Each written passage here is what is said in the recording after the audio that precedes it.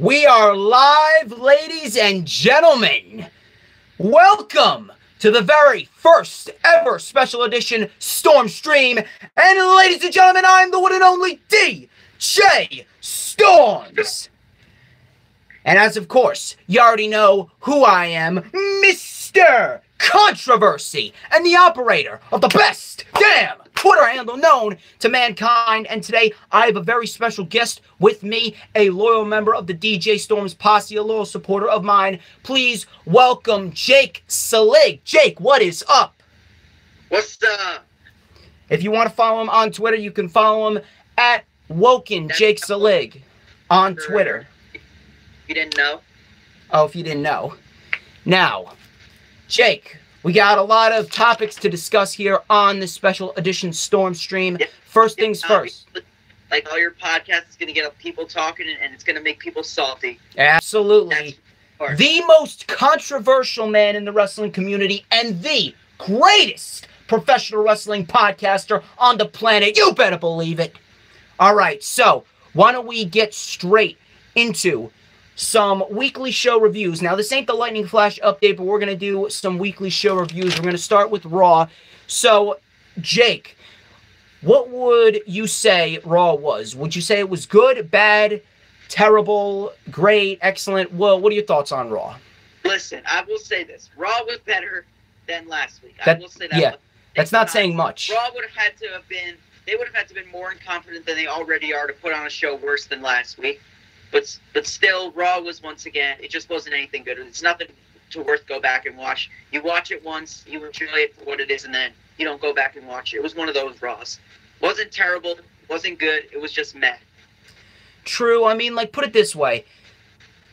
There was some decent wrestling, but all in all, it really didn't do anything. So let's start with the opening segment. So Braun Strowman kicked off the show.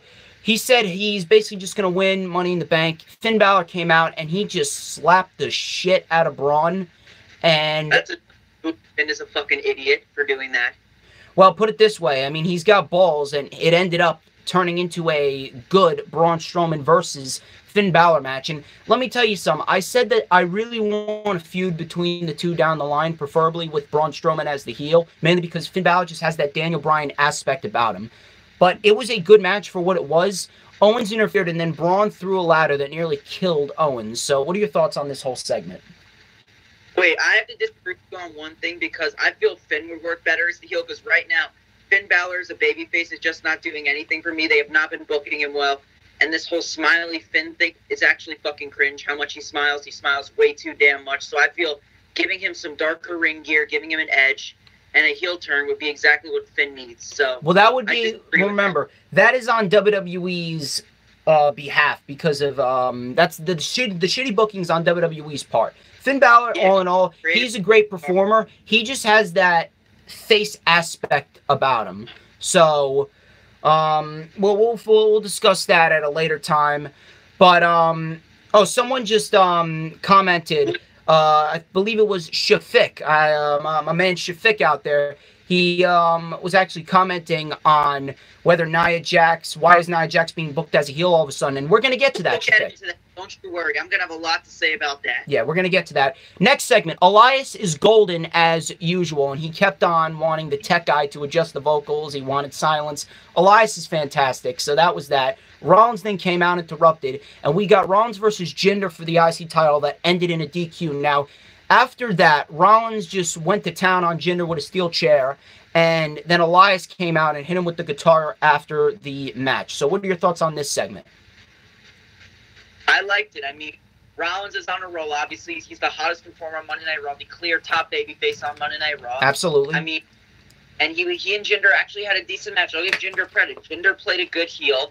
Rollins helped, obviously, but it was a pretty good match. And I'm happy we're going with Rollins and Elias because Elias, if we're being honest, as good as he is on the mic and, like, he has the crowd in the palm of his hands every time he comes out.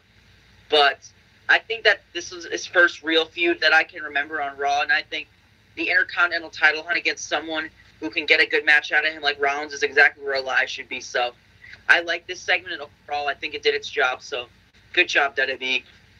I would say that. Next, Nia Jax, she basically came out. Ronda was on commentary. Nia basically destroyed a jobber, and Ronda came to ringside, and Nia just walked out. It was basically just a segment that painted Nia as a heel. I like Nia better as a heel, but the thing that I took away from this is that she never should have been a babyface to begin with. Matter of fact, it should have never been Alexa Bliss and Nia Jax at all. And if they had to do it, it should have been on the pre-show. But regardless, for that women's title. What's up? It should have been Sasha and Bayley for the women's title. A lot of people have been saying that. A lot of people have definitely been saying that, and I do agree with them. But I get that they're trying to paint Ronda as a babyface, which is more believable than right now, mainly because Nia Jax works better as a heel, and you know that's basically that. I mean, I just hope the match is good at Money in the Bank. I can't really take away too much from the segment. It wasn't really that memorable. It was just kind of bypassed. But anyway, then we go to Hardy and Wyatt defeating the Ascension. That was... Hold on. Wait, what? About the Nia Jax Ronda Rousey situation. What about it? Here's what really pissed me off. Because you remember when Nia was in that feud with Alexa Bliss as a babyface, which never should have been for the title. Yeah. They were painting her as this woman who stands up for bullying and is anti-bullying, be a star. They even had these freaking Moment of Bliss segments where Alexa was calling Nia a bully, that she's a terrible person in that fight back against the bully. I was having Bayley This Is Your Life flashbacks at that. So now, with the segment, obviously, Nia was freaking bullying that jobber. If we're being honest, Nia looks like an idiot because Alexa's right now. Alexa, the heel, is right. Nia is a bully. So What are you going to do? Memory loss.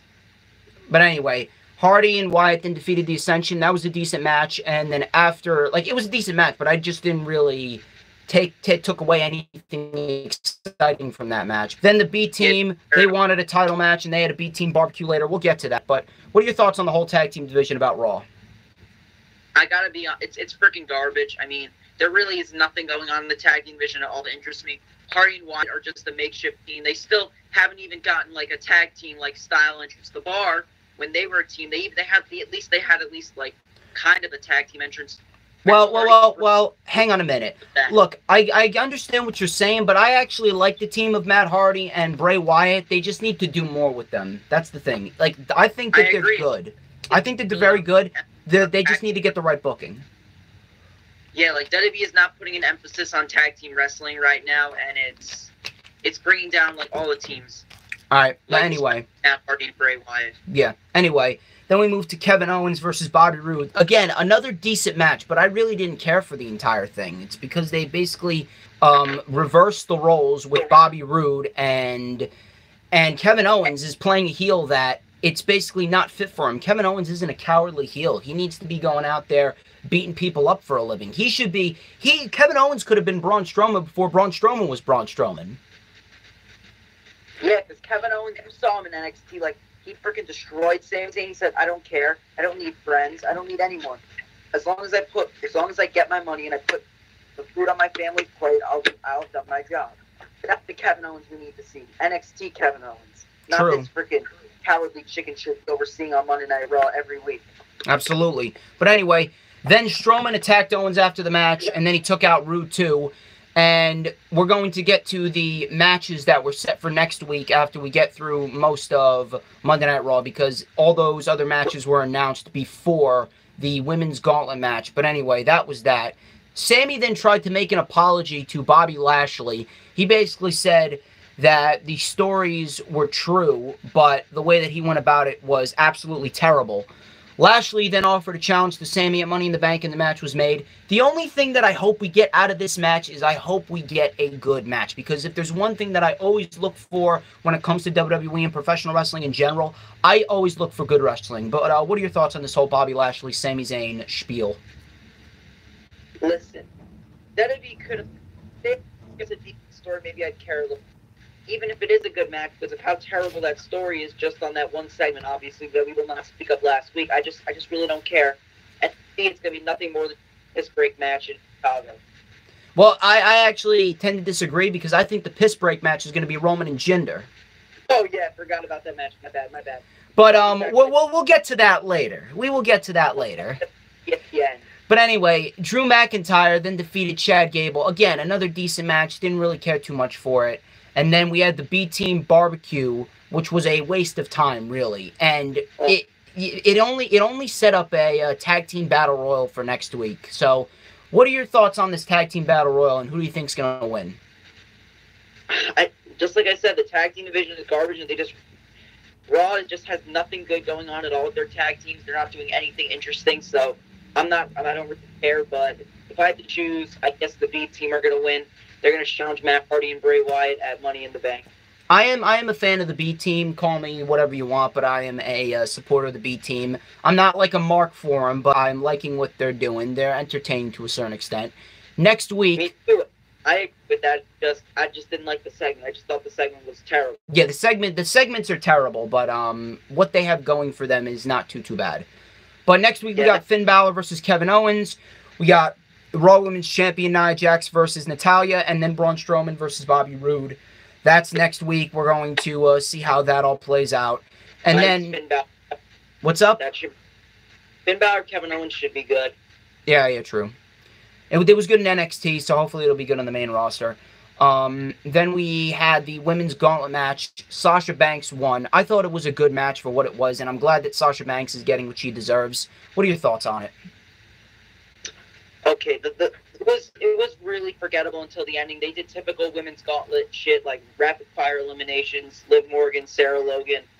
And then, like, at the end, you had Sasha and Ruby. They were actually given time to have a legit wrestling match, and I'm happy Sasha won too. She's been misbooked for a while now.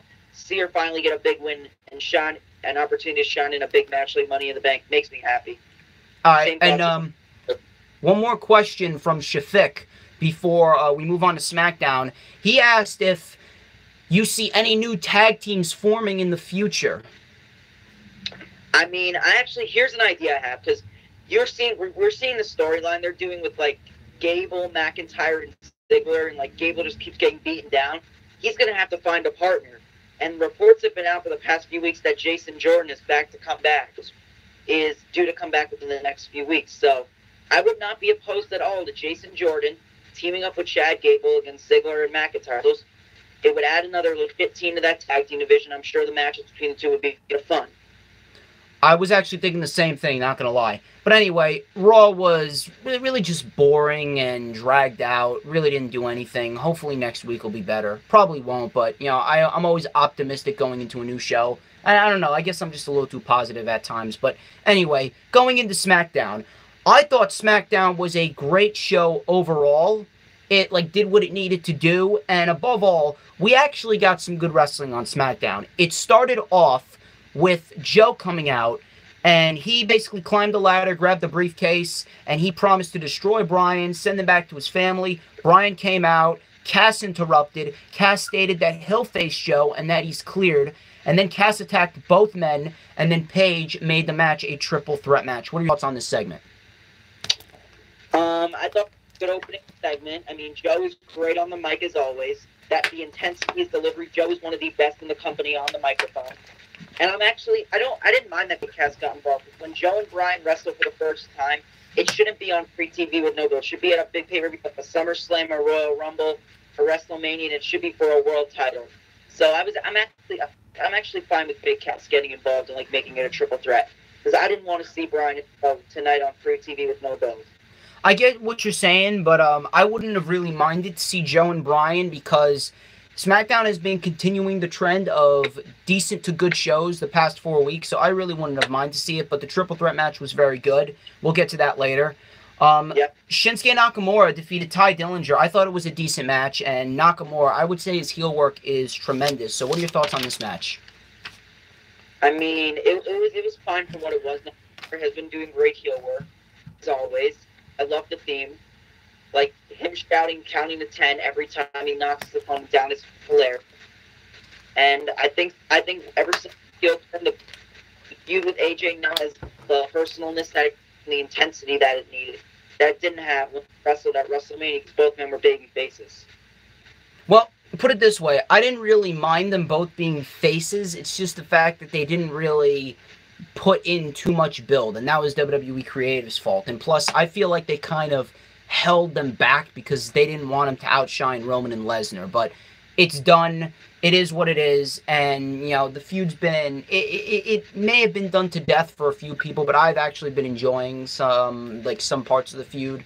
So I'm not completely against it. Anyway, actually did have it still outshine Roman and Lesnar, even though they held back. Yeah, true. Anyway, then we had a garbage.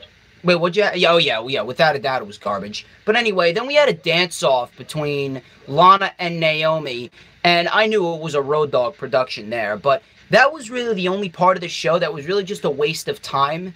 And, you know, like, the best part about this is just that it was just there, and it didn't really build to anything that was going to happen later in the show, and it just built to something that was going to happen next week, excuse me. So that was that. It's done. It's over with. And I really just didn't care for it, but I'm pretty sure you're feeling the same way. So we'll just move on to the next segment. Move on to the next one. That's all I gotta say. Yeah, without a doubt. But anyway, then we had the New Day defeating The Bar and The Miz. I thought it was actually a great tag team match. Can I get your thoughts on this? I had to, yeah, same thing. Like, I just was going to this match thinking, it's just going to be a standard 6-man tag, like typical formula, but they gave up time. Like, it was a nice fast pace. There were some good near falls. The crowd, and I thought Xavier was really shine because, like, here's the thing about Xavier. Like, everyone, when it comes to the name, everyone talks about Biggie and Kofi, and they're still the two best. But yeah, Xavier proved a lot over the past 6 months that he's no slouch either, and that he's pretty good in the ring. So I say this.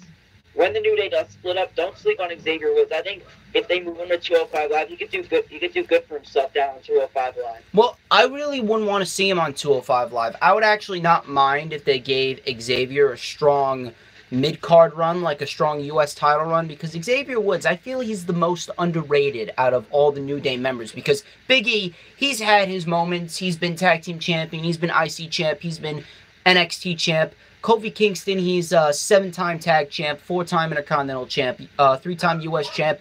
Kofi and Big E are pretty much established, but I think Xavier Woods could really use a rub. I agree with that, definitely. But then we had a... Wait, I'm sorry for interrupting you. Continue what you were saying. I agree with you on that, but when it comes to Money in the Bank, knowing WWE and Vince, it's going to be Big E, even though it should be Xavier or Kofi. If I had to choose between the two, it'll probably be Big E. Well, Big E's not bad. Big E's not bad. He is a very good wrestler, and he does have charisma. And I think he could be a very good badass heel. But I do agree that Xavier should really get the rub over the other two remaining members. But anyway, moving on. Then we had the Club in the back cutting a promo. And, you know, I'm a sucker for the Club. I do like the Club. Then the Bludgeon Brothers interrupted their little interview segment, and this was basically just built toward their match at Money in the Bank. I assume we're probably going to see Carl Anderson or Luke Gallows versus Rowan or Harper, which I wouldn't mind, but what are your thoughts on this? I'm actually looking forward to this match. It was a mess segment, nothing really special, just building towards the tag team title match at Money in the Bank did its job, and I mean... I would be looking forward to the match, but I just don't think WWE's been doing enough with the tag team division, and that's on WWE Creative's fault on SmackDown. Yeah, again, all true. All that I really don't care. And I don't think it's going to even get the time it deserves at Money in the Bank, so I don't really care. Well, in hindsight, it really doesn't need to go more than 10 minutes, mainly because of the fact that the Bludgeon Brothers have been pushed like monsters, which really they should be. But I don't think it's going to go more than 10 minutes. And but I do think that we are going to see Sanity debut. And that is going to be the start of the build towards SummerSlam with Sanity and the Bludgeon Brothers. Yeah, that'd actually be pretty good. Not going to lie.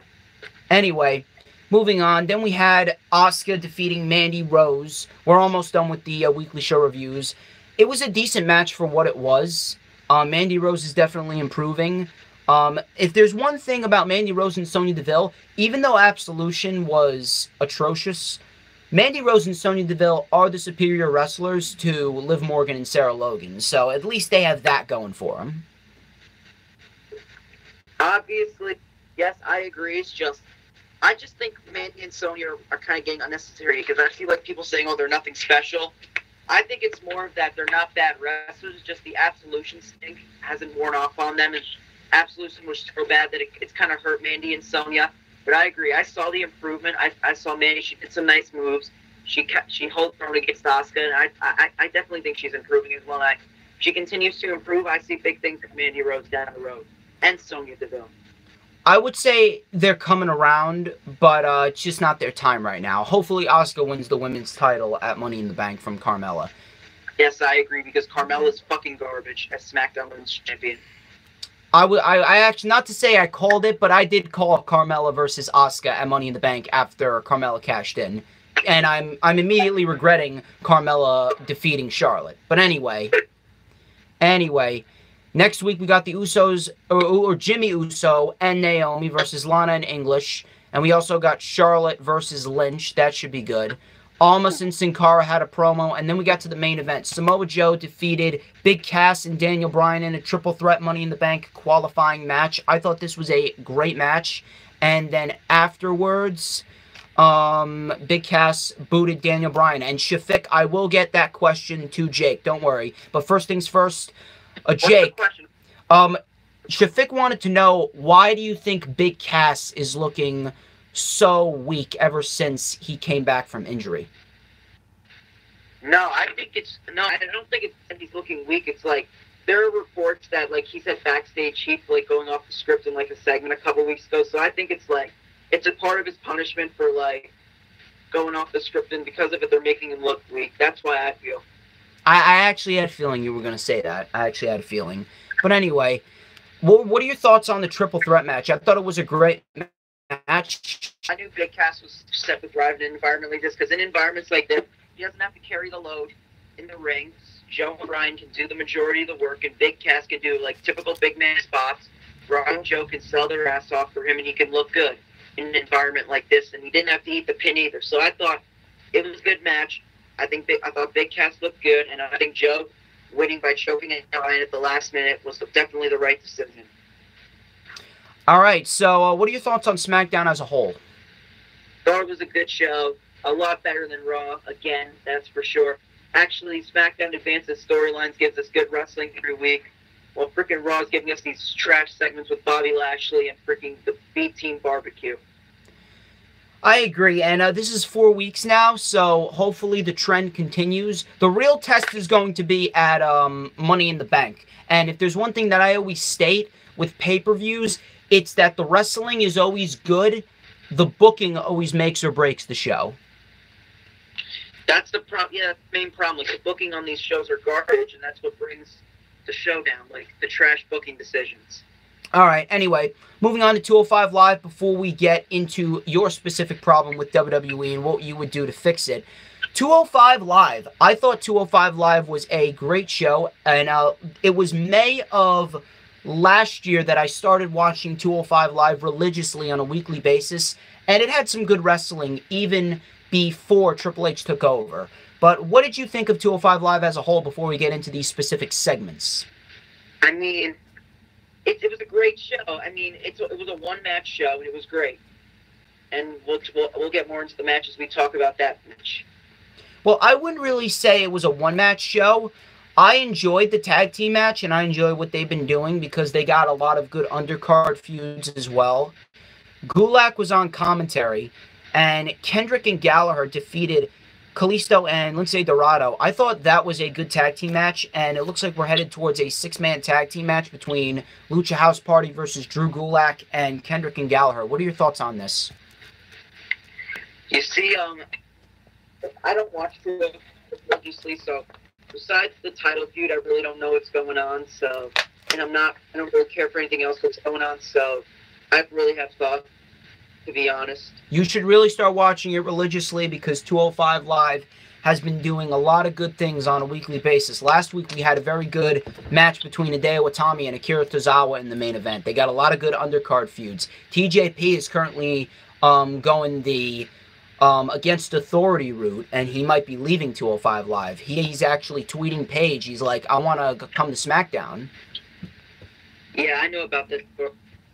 So you want to keep an eye on 205 Live, not just the main title feud. But speaking of the title feud, the main event was Cedric Alexander versus Buddy Murphy for the Cruiserweight Championship. And before I get your thoughts on this, Jake, I have something to say. There's a lot of people out there, and I know there's a lot of people on Twitter, a lot of people who follow me, a lot of people who comment on WWE's YouTube page and Twitter page. Like, why are they still broadcasting 205 Live and all that? Why are they still doing this? Why are they still doing that? All you need to do is watch this match. That specific match, Cedric Alexander versus Buddy Murphy, that is why I watch 205 Live. And not only that, I always said that the greatest matchup in 205 Live history was Mustafa Ali versus Drew Gulak in that 2 out of 3 falls match on the July 18th episode of 205 Live last summer. Since then, there have only been 2 matches to top that match, and it was Mustafa Ali versus Drew Gulak again in the Cruiserweight tournament, and Buddy Murphy versus Kalisto on April 3rd in the 205 Live before WrestleMania.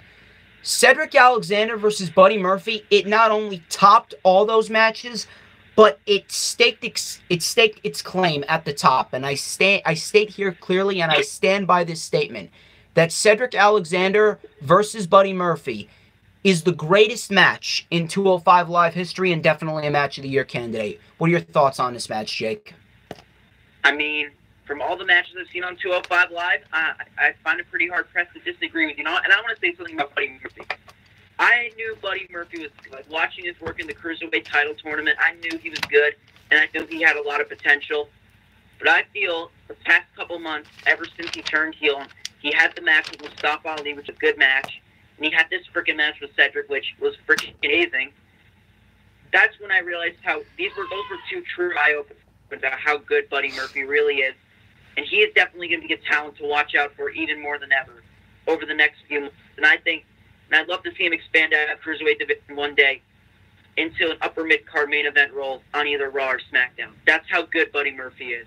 I would not mind it, and I said before on my Lightning Flash update not too long ago, Buddy Murphy is the perfect definition of a badass heel right next to Drew Gulak. Yes, I agree. Definitely. All right, so those are our weekly show reviews and thoughts on the segments for Raw, SmackDown, and 205 Live. So, you said you wanted to talk about your specific problem or problems with WWE right now, and I actually want to hear what you have to say. So, the floor is yours. Yeah, this is about, I don't know how to say this. This is about Roman Reigns. Well, is it specifically about Roman Reigns? Because I thought we were going to save that Roman rant. No, it's about a problem that affects guys like Roman Reigns. Okay. So continue. I apologize. And this is more like the fans on Twitter. Like, whenever fans use this argument for guys like Roman Reigns, it pisses me the fuck off. And you know what I'm talking about. Yep. Like, when people go, like, on Twitter, oh, you don't like Roman Reigns because you're jealous you don't look like him, or, oh, you like Roman Reigns, you just give him, as long as he gets a reaction, that means you like him. And I'm like, are you fucking kidding me? Like, for real, I mean, think about it. Back in the day, you know what would have happened back in the day? I read that if Roman was getting this bad of a reaction and wasn't doing his role as a babyface back then, he would have been freaking fired. Because, like, that's how shit was during the freaking territorial days. If only. Yeah, if only it was still like that, then we'd all be rid of the freaking cancer that is Roman Reigns. But here's the thing. Here's the thing with Roman.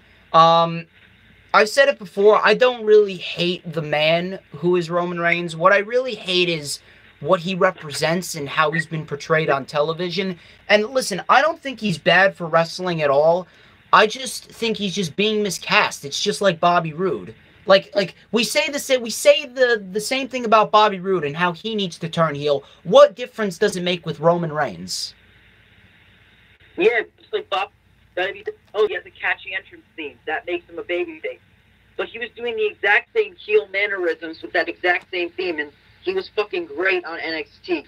Telling Roderick Strong's wife, hey, you should leave Roddy and get with a man like me. That's fantastic. Why aren't we seeing it on the main roster? Same with Same thing with Roman. Why aren't we seeing Roman as a fucking badass heel who feels as if who really feels as if he's being screwed over by management because, like, and really shoves it in the fans' face that I'm better than you, and he forms a freaking, and they just run SmackDown, they just run through everybody. Why aren't they doing that with Roman Reigns? Sorry, you were cutting. Hold on, I'm sorry. You were cutting out there a minute. I don't know if it's something on your end, but could you, like, repeat that? Like, what did you say, like, the last few sentences you said? I said that Roman and AOP should be running Raw right now, just running through everybody on that freaking and just wreak havoc, but they're not because Vince is so fucking stubborn with this whole Roman experiment, is doing everything to get Roman over that. He just won't accept the facts and he won't embrace the heat. And instead, because of it, Roman continues to get not the right kind of heat, but freaking go-away heat. Yeah. Which top babyface like him should not be happening at all. It's really, it's not even just for a babyface. You got to remember something. Go-away heel heat could happen with anyone. It happened with Mahal. It's happening with Carmella. It could happen with anyone. The difference is Roman is freaking the top guy in the company. He is the man you are feeding everyone on your fucking roster to and building your entire company around. And he is not fucking accepted by the fans. After like 30-plus attempts that I can recall to get this man over. I think it's been more than that, brother. I think it's been more than that. Yeah, you're right, definitely. Knowing Vince, it's been like 40 or 50. I was thinking more around 200. Yeah, me too. But anyway, that's basically the whole deal with that. I would say, I would basically say about this whole Roman scenario before we get into a Roman rant later, and I know there's going to be a lot of salty bastards out there. Oh, yeah. Greg, yeah, I know for a fact.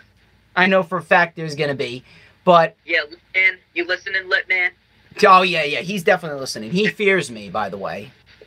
Yeah, hashtag Litman fear storms. All day, every day. But if there's one thing that I've learned from this whole Roman scenario, it's the fact that there's just a lot of people that are being miscast, and Roman happens to be number one. And the fact that everyone brings up all these pathetic excuses, it really doesn't have any correlation to what the fans like you and me are talking about. Like you and me, when we talk about Roman, we talk about his booking and we talk about the way he's been presented on television.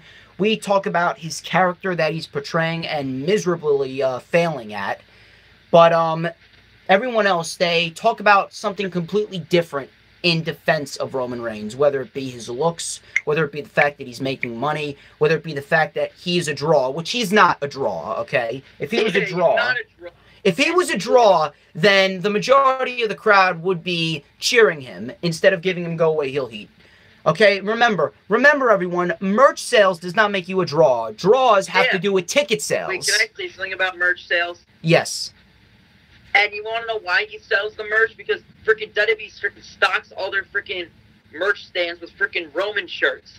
You don't see all these Rusev Day shirts.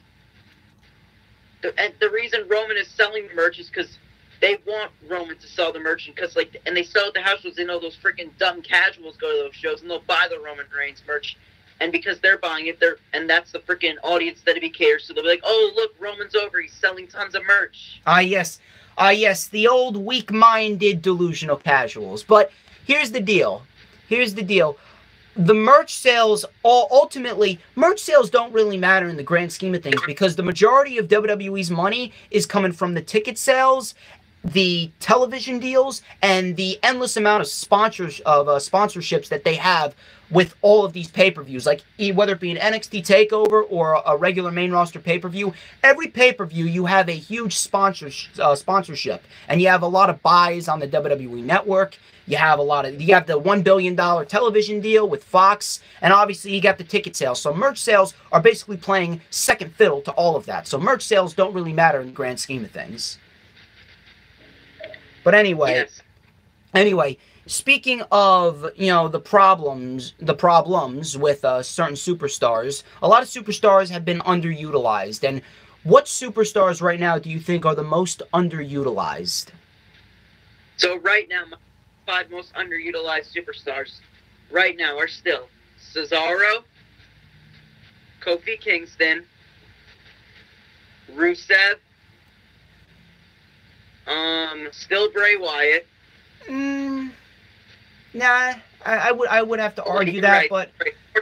I would have to argue that, but I'm gonna. Well, what's your last one? And my fifth one is freaking. I still think they could be doing a lot more with him than they are. Who? Sami Zayn. I would have to agree with that. I would have to say my top 5 are Cesaro, Braun Strowman right now. Wait, Braun Strowman. Wait, what? Braun Strowman? What? I would have to say Braun Strowman because he still is due for a Universal Championship run. Like he should have gotten at No Mercy. His because they do it for Roman, and it's gonna be Roman who fucking beats Brock because who else would it be? Vince doesn't want it to be anyone else. Well, Roman didn't end up beating Brock, which was actually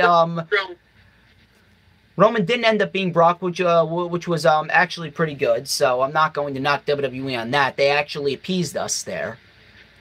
But I'm going to do that at SummerSlam. The management is against me storyline is going to lead to him winning the title eventually from Lesnar. If that does, you can expect an even bigger lashing of SummerSlam, because if those of you who remember, I did a lashing of SummerSlam last year. Excuse me, because it was very bad. It was terrible. This year, if that happens, it might be even worse. But hopefully, place center to the ground if that happens. Well, yeah, without a doubt, they will burn the place to the ground if that happens. But regardless, I actually hope we get either Finn Balor or Braun Strowman versus Brock Lesnar, because I do want to see Finn Balor versus Brock Lesnar. But it's Cesaro's there, Braun Strowman's there, Sami Zayn is there, Becky Lynch, and Finn Balor. Those are my top 5. They should be doing a lot more with her. She should be getting a lot better booking and being a lot more spotlighted as that top woman on the SmackDown roster. Or top 2 at least. Instead, they're featuring freaking Carmella ahead of her. Well, put it this way. I mean, if Asuka wins the title, we could get an Asuka versus Becky Lynch match down the line. And I would actually not mind seeing that at SummerSlam. So, I mean, that match sounds...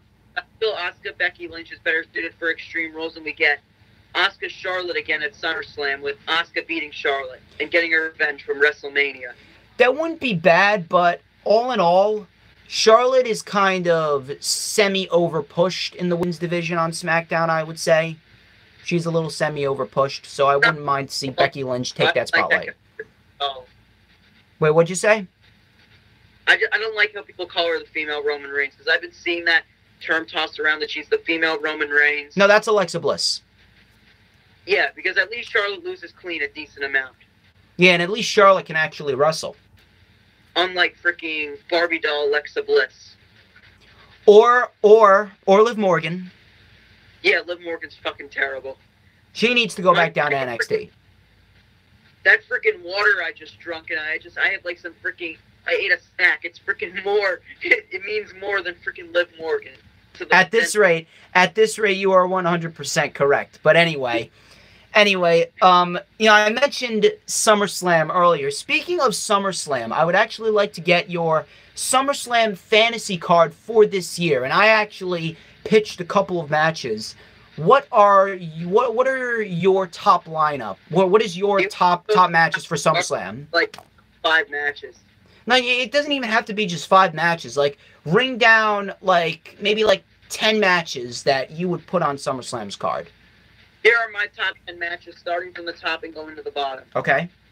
Universal title, I would do title for title. Brock Lesnar versus Seth Rollins. I wouldn't mind that. For the WWE title, looking realistically, I don't think Nakamura is winning it at Money in the Bank, so I'm predicting AJ Styles defending against Samoa Joe. Because not Daniel Bryan, because his contract is kind of uncertain, like that whole contract status, so I don't really see him challenging for the title. Okay. Until times, which he's not right now.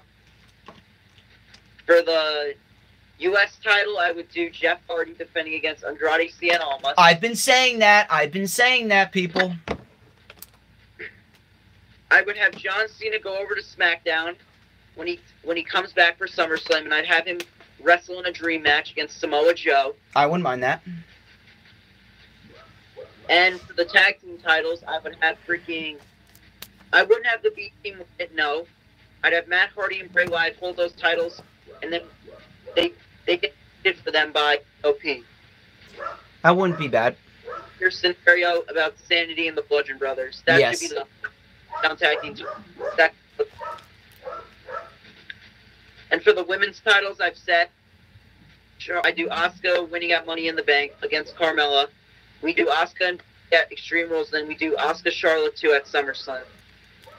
With Asuka retaining against Charlotte and title. Sorry, you hang on. You were cutting out there. Can you repeat the line about Charlotte and Asuka? Yeah, Charlotte Asuka 2 for the SmackDown Women's title at SummerSlam, with Asuka obviously beating Carmella at Money in the Bank. Okay. Do you have anything else? I want to give the Raw Women's title match first, because I think Ronda and Nia, during the match at Money in the Bank, before that match, we're going to have the Women's Money in the Bank ladder match, and I think Natty's going to be winning the briefcase. Right now, she is. And I think during the match, just as Ronda looks like she's about to win the title, Natty will come out, she'll screw her, she'll rip the title, and she'll hold it to SummerSlam.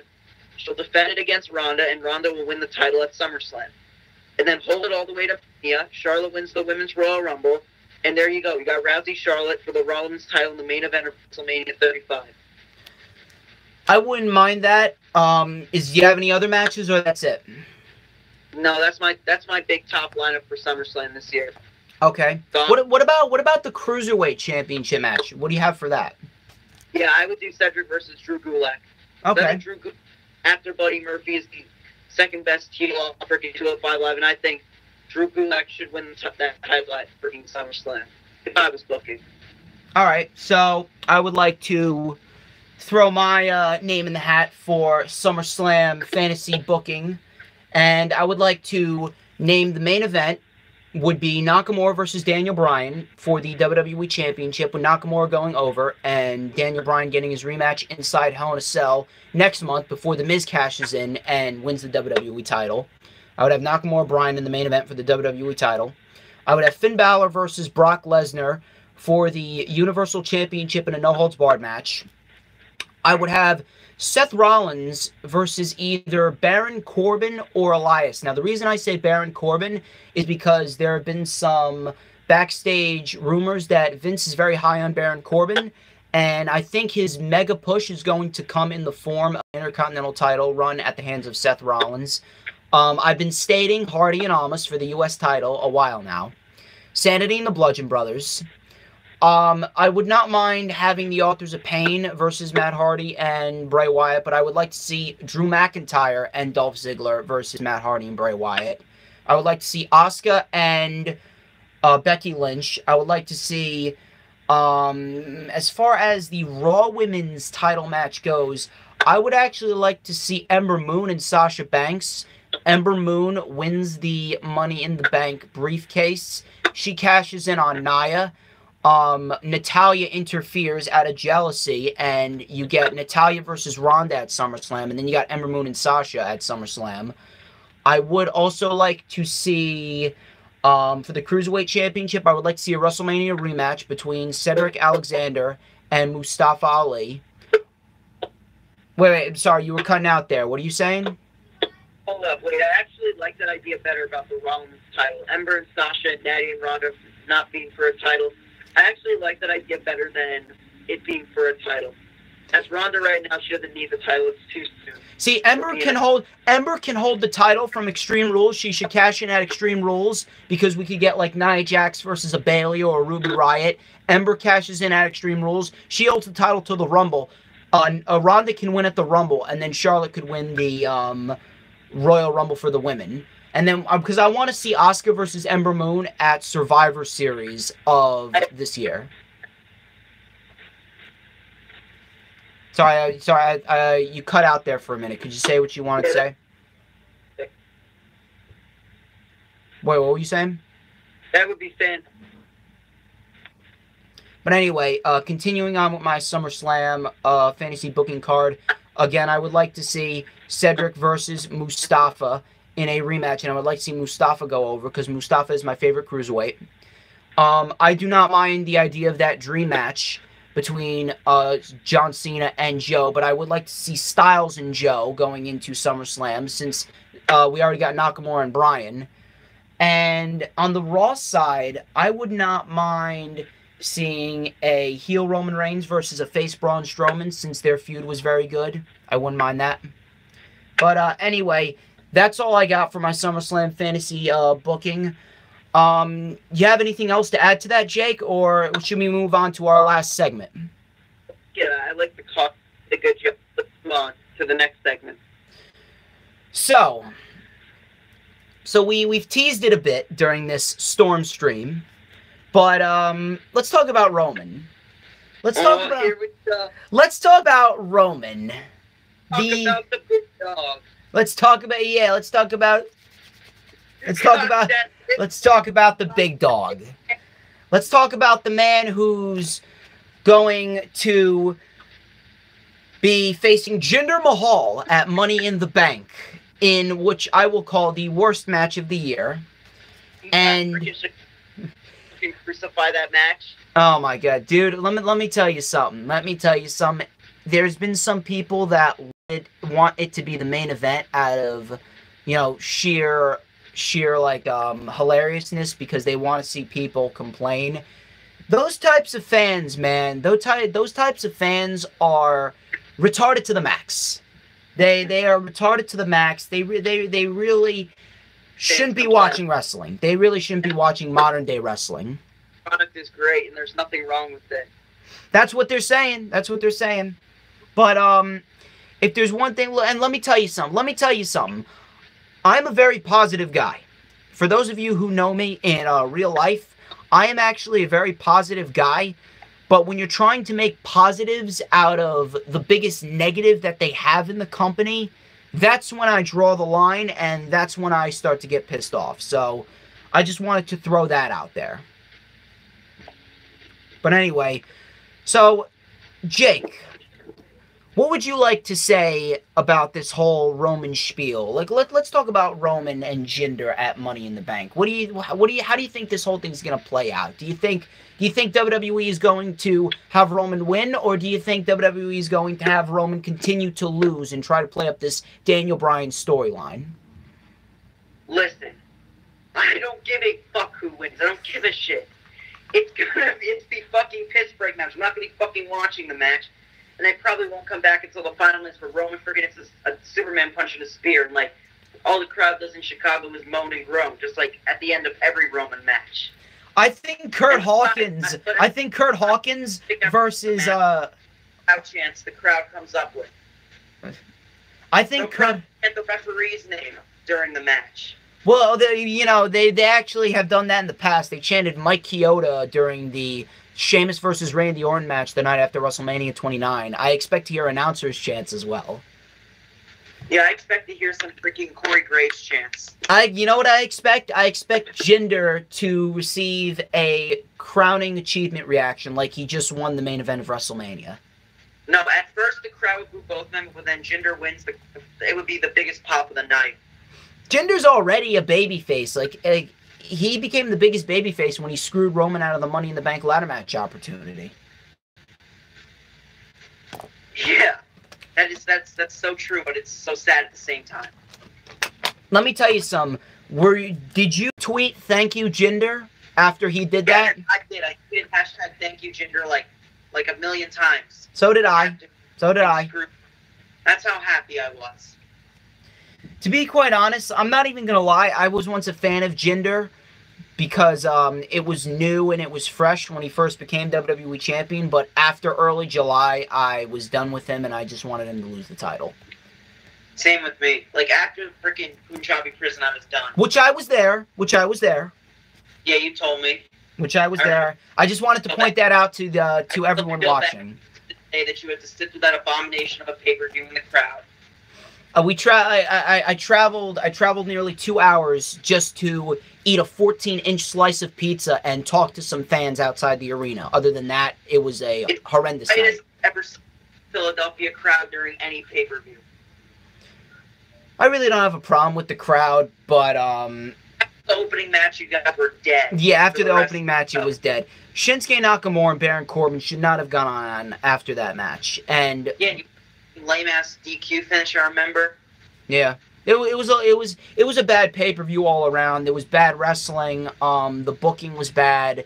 It was just bad all around. But even after that, I'm still liking what Jinder's doing now than I liked what he was doing back then. I agree. He's definitely improved. The improvement is definitely there with Jinder. He's not as bad as he was when he was WWE champion.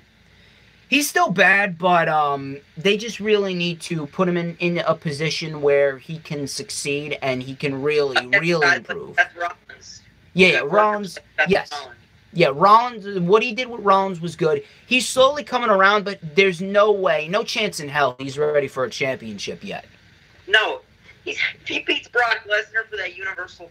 If they ever thought of having him... There's a reason why I didn't want to see Jinder Lesnar. I don't want to see it. We nearly got it. We nearly got it, so, you know, you can't... AJ Styles. AJ Styles is a fucking superhero for that. You can't put it past WWE.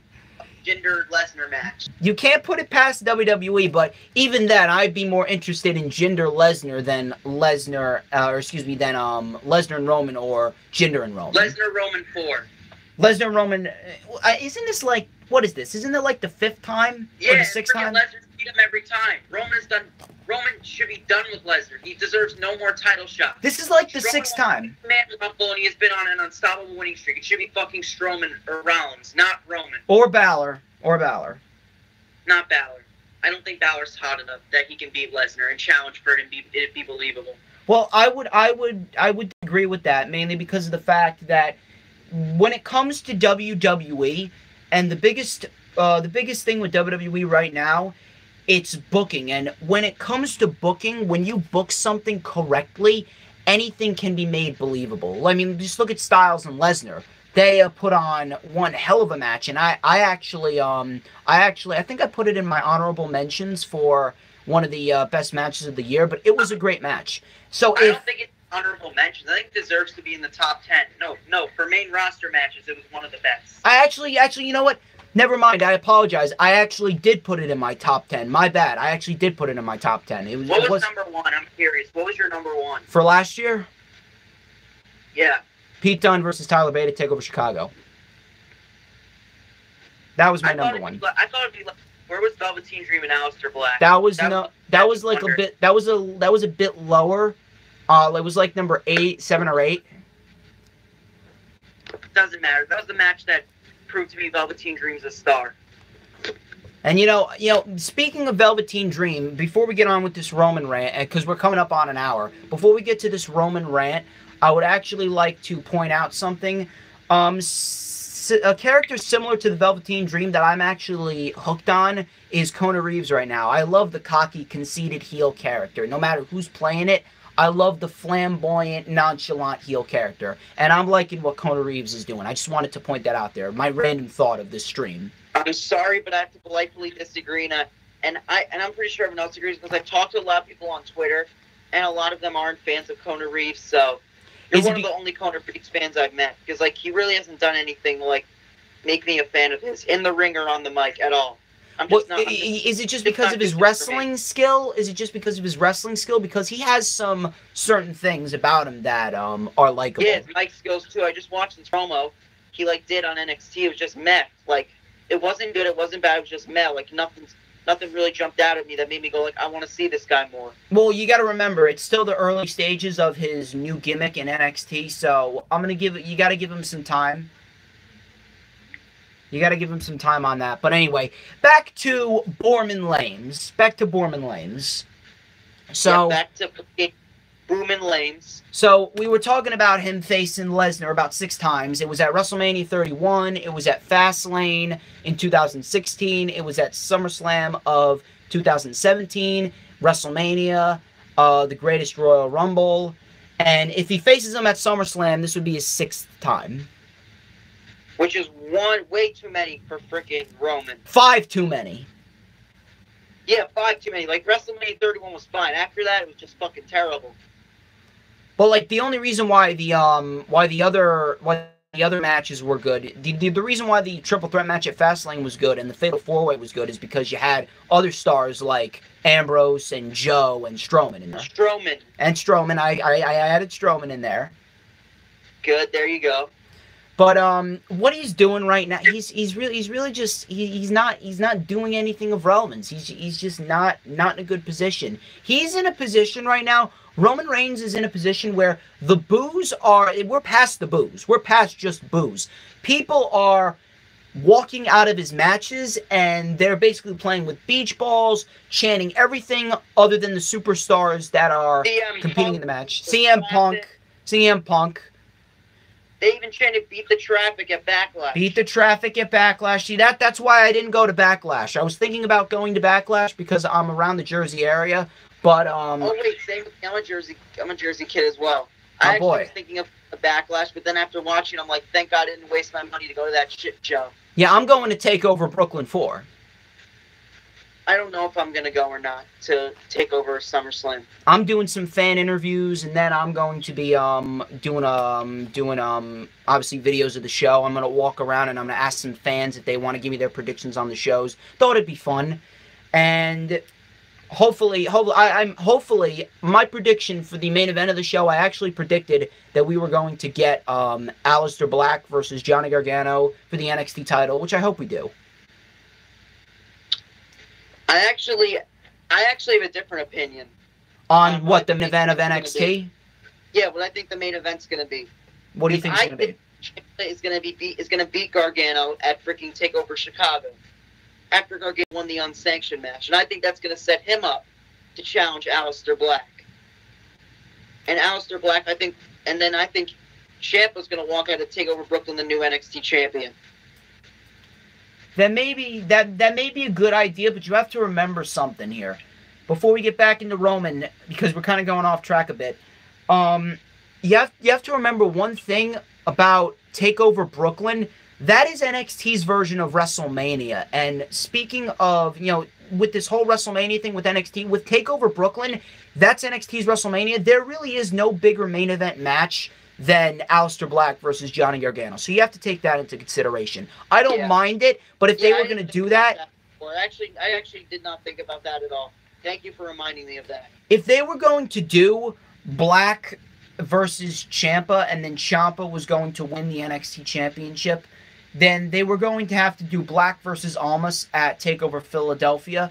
Black should have won there. And then Black should have held the title to Chicago, in which Ciampa could have won, and then we could have gotten... Think about it, though. Tommaso Ciampa has, like, all-time levels of heel. He's the biggest heel in wrestling. Don't you want to capitalize on him while he has the most momentum he's had during his entire career and give him the title? You could still do it. You could still have the feud, but with Gargano as the champion. And that would even make it better. You know why? Because it would make Gargano's enemy, Ciampa, it would make Ciampa stoop to levels that we've never seen him stoop to before just to get that NXT title from Gargano. That's why I originally... Giving a powerbomb lung blower to Candice LeRae? Maybe. I don't know. I was thinking about that, but I don't know. I mean, like, remember, it's NXT, so what Triple H does, I have full confidence that he will make that match. And this feud is at all-time levels of phenomenalism, if that's even a word, but whatever. But the whole scenario with Ciampa, if they were really going to do Ciampa versus Gargano for the NXT title, I originally thought that they were going to do Ciampa versus Gargano for the NXT title at TakeOver Orlando or TakeOver New Orleans. When Gargano was challenging Almas, he would have beaten Almas, and then Ciampa would have returned, and we would have gotten Ciampa and Gargano at TakeOver New Orleans. But that's what I originally thought. Now I know where you're coming from, but I gotta be honest with you, I still think my idea is that's what I would prefer. But all respect to your opinion, but if I had to choose, I think I still would go with my idea. I'm telling you, man. If we get Aleister Black versus Johnny Gargano at TakeOver Brooklyn, you're not gonna regret me saying that. Trust me. Yeah, I wouldn't be complaining. It's just I'm thinking of the landscape of NXT and what I think is going to happen, not what I want to happen. But anyway, back to this whole Roman thing. So back to the Roman rant. So we were talking about Roman facing Lesnar way too many times. And then he's in this position right now. He's in this position where it's almost a must. It's been a must to turn heel, but this is the biggest point in his career where it's been the biggest must to turn heel. So, what are your thoughts on this whole Roman Reigns turning heel thing? Like, I agree with you, because I saw, like, all of these other wrestling podcasts, like, even more than ever now, saying this Roman experiment is a legit failure and they need to turn him heel even more after Backlash. So it's nice to see that other people besides us agree with us about this whole Roman situation. Well, let me tell you something. You speaking of other podcasts, and you know, I do watch a lot of other podcasters, although I am not a podcaster, I am an analyst. Yes, Because I don't have anything on iTunes, I don't have anything on Podomatic or whatever, any of those websites. But Podbean, there we go. But if there's one thing that holds true, it's the fact that all these people, and let me tell you something, I've stated some other things about Roman Reigns that do not make him a top guy. I've said that he's not a leader in the ring. I've said that he gets go-away heel heat. I said that like Cena was never a leader in the ring. Yeah, but let me tell you something. There's a difference between Cena and Roman, and I'm going to tell you the difference between Cena and Roman, and I've stated this before, but a lot of people still don't get it. Cena, you want to compare Cena to Roman, two very different animals, because Cena, above all else, Cena has cut some of the best promos in WWE history. Cena can actually cut great promos, and he makes you believe in everything that he says. Hold on. I have something I want to say about that. Okay. You just reminded me of something. Cena has added a lot of moves to his moveset as well. I was about to say that. I was going to say that. Like indie-style moves, and he doesn't do the same 5 moves he does like he used to do all the time, unlike Roman. Well, like, put it this way. People don't necessarily need to add indie-style moves. They just need to have a vast moveset. So, like you said, Cena has added moves and evolved. Like the Sunset Flip Powerbomb, like the Springboard Stunner, like the Sit-Out Pendulum Facebuster. He actually did an inverted Superplex to Kevin Owens during their feud back in 2015. That's the one thing that Cena has done, or many things that Cena has done that Roman has not. Cena has evolved in the ring. Cena's also great at cutting promos. Not only that, Cena is well respected, and Cena actually gets cheers of appreciation. His go-away heel heat is kind of deceased. And, like we've said, Cena actually embraced the crowd reaction, he acknowledged the crowd reaction, and he used it to his advantage. Roman is basically trying to ignore it. Or this whole storyline with, oh, management is keeping me down, root for me, the management is holding me down from reaching my potential. Hey, you've been in like the past 4 WrestleMania events. We've given all of these world title opportunities. The entire freaking roster has been sacrificed to put you over. Even Triple H, The Undertaker, some of the greatest wrestlers in the history of the business. If you're being held down by management, then I would love to be held down by management like you are. That's what you claim it is, Roman. Yeah, give me a break. He's had some terrible matches, but yet people want to say he's some type of great performer. Let me tell you something. He is decent in the ring. I'm not going to knock him on that. He's a decent wrestler. That's not what I have a problem with. What I have a problem with, prosum, I said. See, I'm talking so fast that I'm slipping and stuttering over my words. What I have a problem with is the fact that he's decent in the ring, but yet they're trying to make him out and his supporters, these sheep, and these weak-minded, delusional... Yeah. Even putting fake fans in the crowd. And people still don't believe that, Jake. People still don't believe that. People still think that we're just making it up. No, we're not making this up, because if the camera is focusing on a specific group of people, and let me tell you something, here's something else that you have to realize. And I was going to say this back a while back, like a month ago, but get this. The Great One, and I don't know if you know of The Great One on YouTube. I know The Great One. Yeah, I watch his videos. Let me tell you something about The Great One. The Great One is without a doubt, and I don't care what he says. Watch his videos. Exactly. He is one of the most happiest guys. He is probably he doesn't even care about like analyzing WWE. He doesn't even care about podcasts. All he cares about is going on talking about WWE and having fun. Even he made a video about WWE planting fake fans in the audience. Why did he make a video about that? Because even he sees through WWE's corporate bullshit.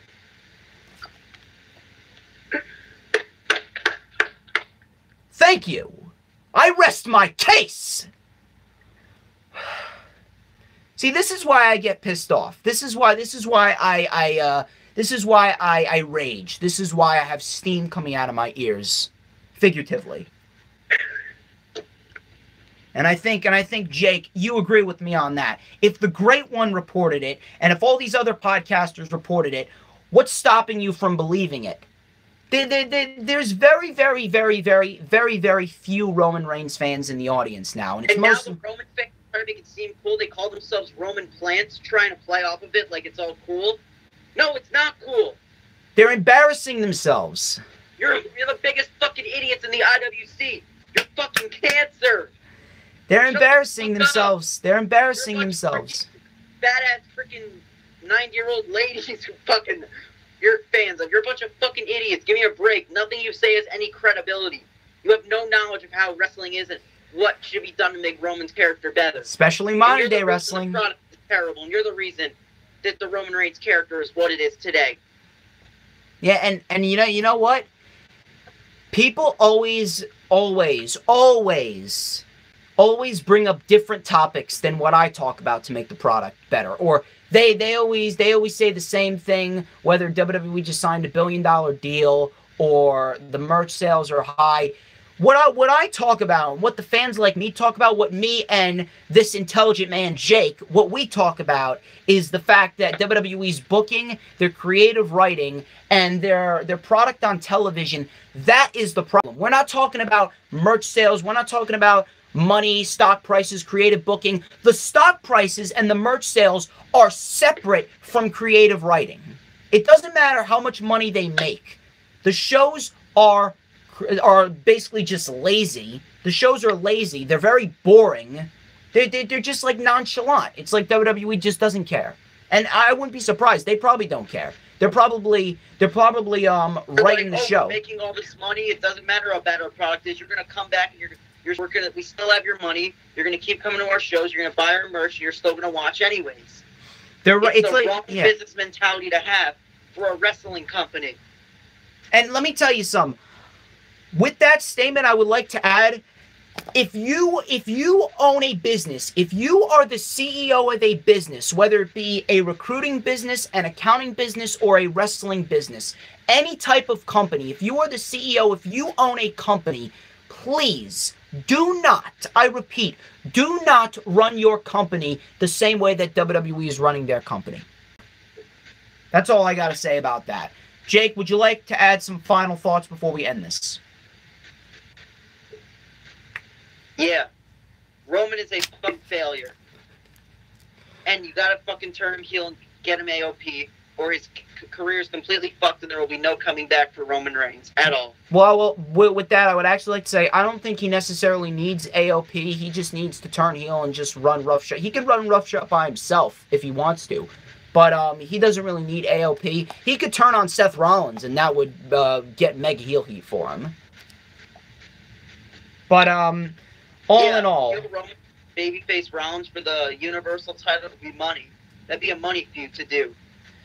But anyway, ladies and gentlemen, we are approaching an hour and 10 minutes. And with that, I would like to say thank you to everyone who tuned into this special edition Storm Stream. I would like to thank all of you, all my supporters, all the members of the DJ Storms posse. I would like to thank Jake Selig. Again, follow him on Twitter at WokenJakeSelig. Follow me on Twitter and Instagram at TheDJStorms. Do not forget to like, do not forget to comment, do not forget to subscribe. And do not forget, check out the Lightning Flash update this Friday. And check out my rundown for Money in the Bank, in which Dr. Huge will be coming on my show. And he will be appearing. Not his fucking goons, Lit Mantis. No, not him. Mantis won't be there. Not him. Huge is cool. Huge is cool, though. Yeah, Huge is good. We like you, Huge. But, ladies and gentlemen, I'm the one and only DJ Storms. This has been a special edition Storm Stream. You have a great day.